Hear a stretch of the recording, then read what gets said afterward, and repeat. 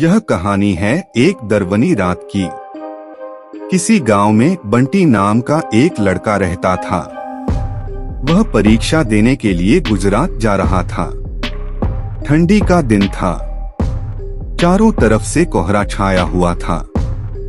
आमने सामने भी कोई नहीं दिख रहा था। पूरे 15 घंटे के बाद वह गुजरात पहुंच गया था। एक दरवनी रात। परीक्षा अगले दिन थी, इसलिए वह एक होटल में रहने के लिए सोचा। रात हो गई थी और कहीं भी उसके बजट में सस्ता होटल मिल नहीं रहा था। काफी ढूंढने के बाद उसे एक सस्ता होटल मिला। वह उस होटल में एक कमरा बुक करवाया और जब वह कमरे में गया तो देखा कि कमरे के चारों तरफ जाले लगे हुए थे। ऐसा लग रहा था कि यह कमरा काफी सालों से बंद पड़ा था और कमरे के अंदर का माहौल एकदम डरावना और सुनसान लग रहा था। लेकिन उसने ये सब नजरअंदाज कर दिया और होटल से खाना मंगवाया और खा पीकर सोने चल दिया। जब वह सो रहा था तो लगभग रात के 1 बजे के करीब उसे किसी के पायल की घुंघरू की आवाज सुनाई दी। वह रात एक दरवनी रात बंटी तुरंत नींद से उठ गया और जल्दी से खिड़की के पास गया। ये पता करने के लिए को इतनी रात को किसकी पायल की आवाज सुनाई दे रही है और इस सुनसान रास्ते में कौन आधी रात को घूम रहा है, क्योंकि वहाँ होटल में बंटी और मैनेजर के अलावा कोई भी नहीं था। तो ये फिर किस औरत की पायल की आवाज सुनाई दे रही है। बंटी खिड़की पर काफी देर तक खड़ा रहा लेकिन उसे कोई भी नहीं दिखाई दिया। फिर उसने अपने कमरे से मैनेजर को फोन किया और उसे बताया कि मुझे इतनी रात को कब से किसी की पायल की आवाज सुनाई दे रही है। आपको भी दे रही है क्या? मैनेजर ने कहा कि सर ऐसी कोई बात नहीं है, आपको हवा से ऐसा लग रहा होगा। वैसे भी ये जंगली इलाका है, यहाँ पर तो हल्की हवा भी तूफान के जैसी लगती है। आप सो जाइए, ऐसी कोई बात नहीं है। बंटी मैनेजर की बात पर भरोसा करके फिर से सोने चला गया। कुछ देर बाद उसे दोबारा वही पायल की आवाज पहले से भी ज्यादा तेज सुनाई देने लगी। इस बार उसने अपने कमरे का दरवाजा खोला और सीधा होटल के बाहर देखने के लिए चला गया। जब वह बाहर आया तो देखा कि एक काफी लंबी औरत है जो सफेद साड़ी पहनी हुई थी। उसके काफी लंबे बाल थे और चेहरा ढका हुआ था।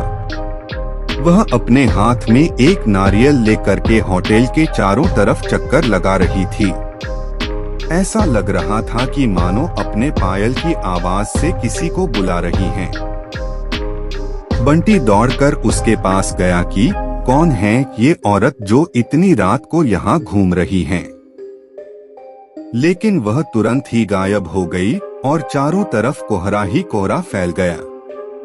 बंटी भी थोड़ा घबरा गया, क्योंकि जिस औरत को वह सामने से देखा था अब वो नहीं दिख रही थी।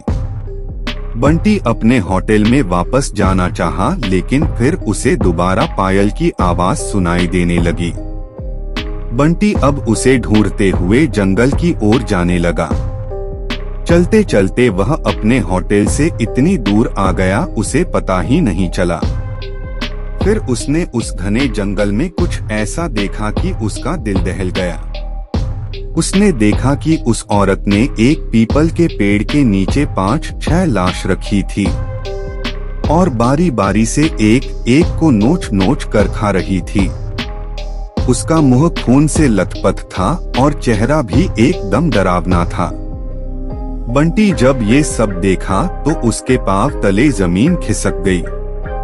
ये सब नजारा देखते ही उसे डर के साथ साथ रोना भी आने लगा कि वह चुड़ैल अब मुझे भी मार देगी, क्योंकि अपने पायल के आवाज से यहाँ तक तो मुझे लेकर आई है।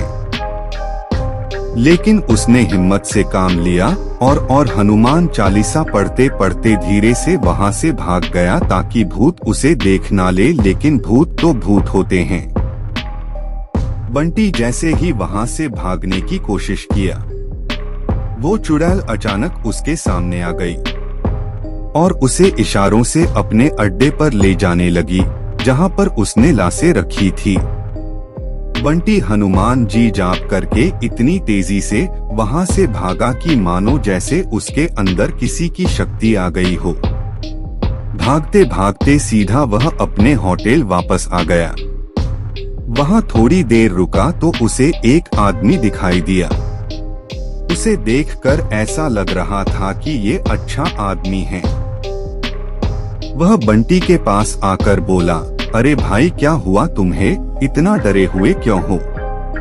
बंटी ने सारा किस्सा उस आदमी को सुनाया तो उसने बताया कि भाई तुम बहुत किस्मत वाले हो कि आज तुम बच गए। वो भूत किसी को भी नहीं छोड़ती। और तुम इस होटल में क्या कर रहे हो? इसको तो बंद हुए काफी साल हो गए। बंटी जब उस आदमी का इतना बात सुना तो उसका डर कर मारे पसीने निकले लगे। फिर वह आदमी बताने लगा कि इस होटल में बहुत साल पहले एक लड़की के साथ 4-5 लड़के उसका भयानक तरीके से रेप करके मार दिए थे। लड़की तो मर गई लेकिन किसी को भी नहीं छोड़ी, और जो भी रात के समय में इस रास्ते से गुजरता है सबको अपने कब्जे में कर लेती हैं और मार देती हैं। और कुछ दिन बाद इस होटल पर पुलिस का छापा पड़ा, तब से ये होटल बंद है। बंटी जब उस आदमी की पूरी बातें सुना तो वह बहुत जोर जोर से रोने लगा, ये सोचकर कि आज मैं मर जाता। फिर वो आदमी बंटी को चुप कराया और बोला, चलो आज रात तुम मेरे घर रह लो, मेरा घर पास में ही है। डरो मत, अब मैं आ गया हूँ ना।